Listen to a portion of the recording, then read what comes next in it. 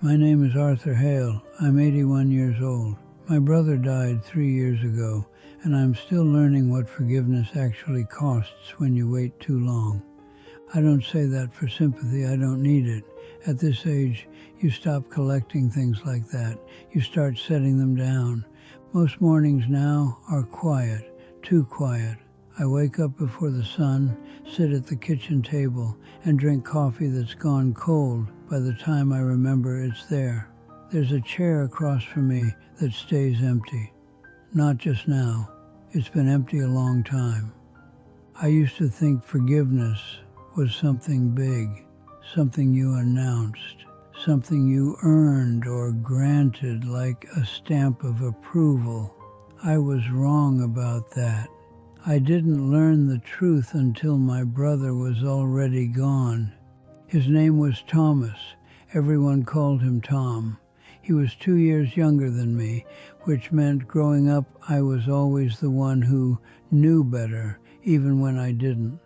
We grew up in a narrow house with creaky stairs and parents who didn't say much but expected everything. Our father worked at the mill. Our mother kept the house running on quiet routines and tired hands. Tom and I shared a room until I left for college.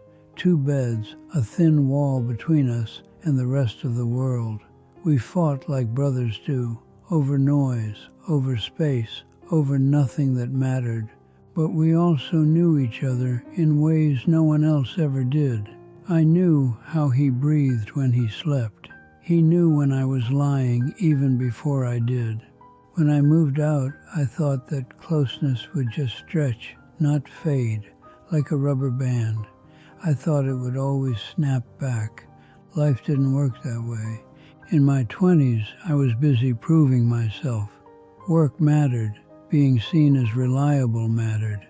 I got married young, had kids before I knew what kind of father I was going to be. Tom stayed closer to home, took over some of the responsibility with our parents, especially after our father's back gave out. At the time it made sense. I was building something. He was maintaining something. That's how I told myself the story. We still talked, holidays, birthdays, short phone calls, where we said the right things and skipped the hard ones. The first real crack came over something small. It always does. Money. A decision about our mother's care. I don't even remember who said what first. I just remember the feeling, that heat behind the eyes, that certainty that I was right. I told myself Tom was being stubborn, that he didn't understand how things worked in the real world. I said it calmly, but I meant it sharply. He didn't raise his voice. He never did. He just went quiet. That kind of quiet that doesn't invite repair. After that, there were fewer calls. Not none, just fewer. Months instead of weeks. I noticed I just didn't act on it. There was always something else. A project at work, a kid who needed help, a reason to put it off one more day. I assumed time was on my side, that we'd circle back, that brothers always do. Years went by like that. Not in a dramatic way. In a slow, almost polite drift. I'd hear things through other people. Tom got a new job. Tom was having trouble with his knee. Tom seemed tired lately. I'd think about calling. I'd picture it, even rehearse the opening line. Then the moment would pass. Dinner would need making. The phone would stay where it was. I told myself it wasn't the right time, that I didn't want to stir things up, that silence was a kind of peace. It wasn't peace, it was avoidance. I just didn't have that word for it yet. When our mother died, we stood next to each other at the funeral, close enough that our shoulders almost touched. We spoke politely about the weather, about the turnout, about nothing that mattered. I remember thinking, this is it. This is where we fix it. I didn't, neither did he. After that, the distance felt permanent, like a decision we'd both agreed to without ever saying so. In my 50s and 60s, life narrowed, kids moved out. My wife and I learned how to sit in the same room without talking. Work slowed down, then stopped.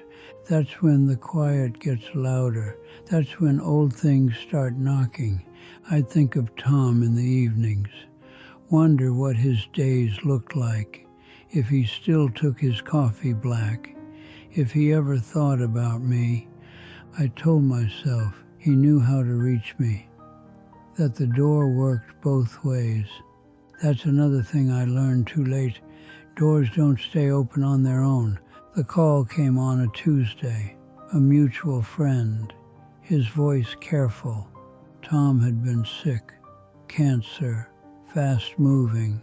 He didn't want a fuss. I sat down on the edge of the bed and felt something collapse inside me. Not shock, recognition. I drove to the hospital that afternoon. The hallway smelled like disinfectant and old fear. He looked smaller. That was the first thing I noticed, like the world had already started taking him back. His eyes opened when I came in. He knew me right away. That undid me more than anything.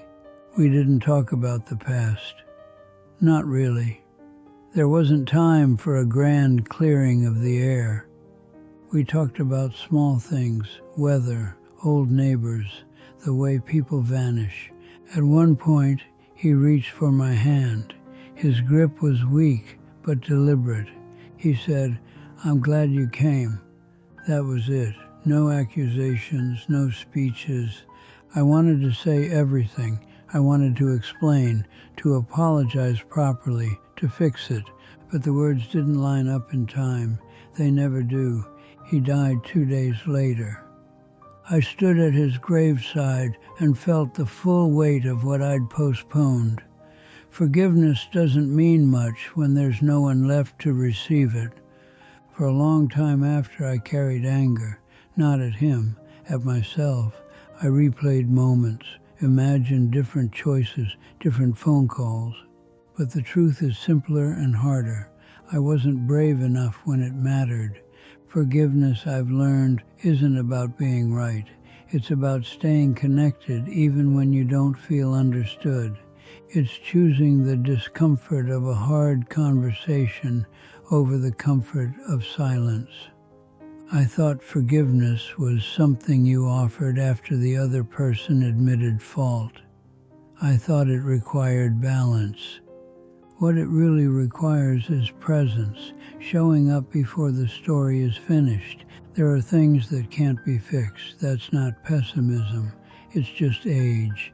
You don't get every chance back. Some doors close quietly and stay that way. I talk to Tom sometimes now, not in a mystical way, just out loud when I'm alone. I tell him about the birds in the yard, about how quiet the house gets. I don't ask for forgiveness anymore. I don't think that's the point now. What I've come to accept is that forgiveness isn't a moment. It's a series of choices you make before it's necessary. I wish I'd known that when my days felt endless. If you're listening to this and thinking of someone you've put off, I understand. Truly, there's always a reason, usually a reasonable one. Just know that time doesn't announce when it's running out. It just does. I'm not here to tell you what to do. I can't. I can only tell you what it's like to live with what I didn't do. The rest of my days are quieter now. I move slower. I remember more than I plan. That chair across from me is still empty. It always will be. And somehow that's where the truth finally sits.